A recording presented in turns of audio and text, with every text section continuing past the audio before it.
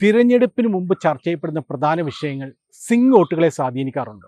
ഈ തിരഞ്ഞെടുപ്പിന് മുമ്പ് പ്രധാനമായും ചർച്ച ചെയ്യപ്പെട്ട വിഷയങ്ങൾ ഇവയാണ്: പാർട്ടികൾ തമ്മിലുള്ള ഡീലുകൾ, ന്യൂനപക്ഷ കൺസോൾട്ടേഷൻ, പ്രകടന പത്രികകൾ വഴി സ്ത്രീകൾക്ക് കിട്ടിയ ചില ഓഫറുകൾ, ചാനലുകൾ നടത്തിയ സർവേ ഫലങ്ങൾ, മുണ്ടക്കൈ ചൂരൽമല ഫണ്ട് വിവാദം, സർക്കാരിൻ്റെ 10 വർഷത്തെ വികസന പ്രവർത്തനങ്ങൾ, FCRA, ഇങ്ങനെയുള്ള കുറേ വിഷയങ്ങളാണ് ഈ തെരഞ്ഞെടുപ്പിന് മുമ്പ് പ്രധാനമായും ചർച്ച ചെയ്യപ്പെട്ട വിഷയങ്ങൾ.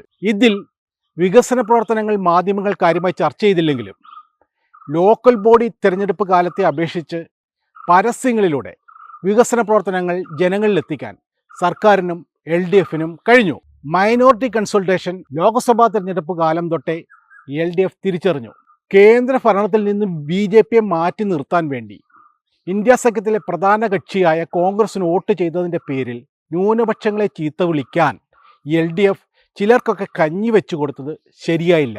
അതിൻ്റെ പേരിലുള്ള തിരിച്ചടിയാണ് LDFന് ഇന്ന് കിട്ടിക്കൊണ്ടിരിക്കുന്നത്.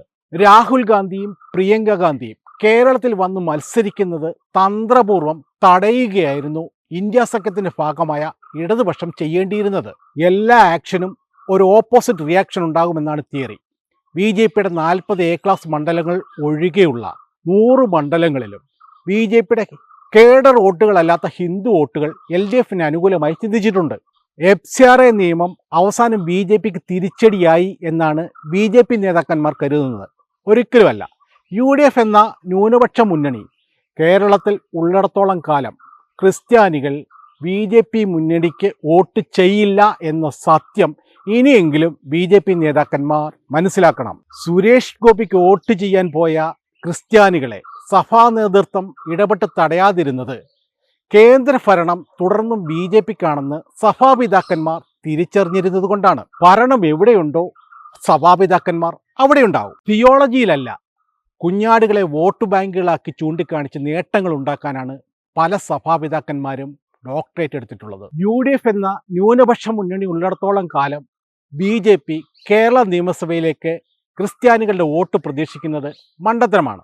പകരം ലോക്സഭയിലേക്ക് നല്ല സ്ഥാനാർത്ഥികളെ നിർത്തിയാൽ ക്രിസ്ത്യാനികളുടെ വോട്ട് BJPക്ക് കിട്ടും. 2026 UDF അധികാരത്തിൽ വന്നാൽ 5 വർഷത്തെ അഴിമതി ഭരണത്തിന് ശേഷം 2031 കുറെ ന്യൂനപക്ഷ വോട്ടുകൾ LDFലേക്ക് തിരിച്ചുപോയി LDF വീണ്ടും അധികാരം പിടിക്കും.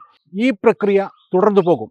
140 മണ്ഡലങ്ങളിലും 2ാം സ്ഥാനത്ത് വന്നാലും 71 MLAമാർ എന്നത് BJPക്ക് അസാധ്യമായി തുടരാനാണ് സാധ്യത.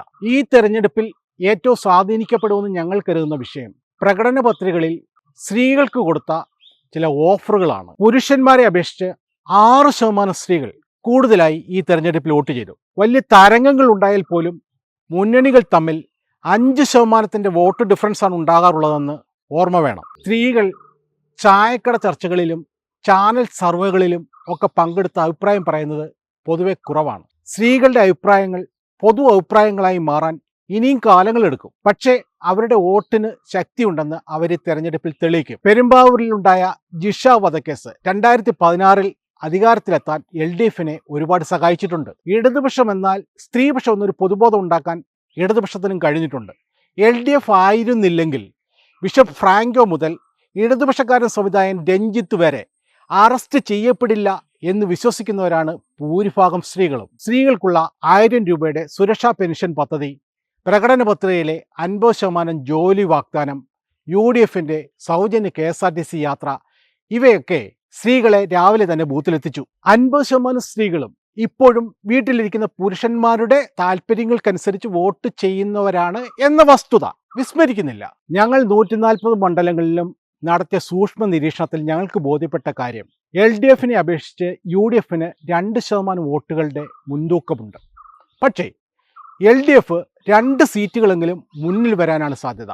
BJP നിയമം ജയിച്ചു കഴിഞ്ഞു. 2 സീറ്റുകൾ കൂടി ജയിക്കും.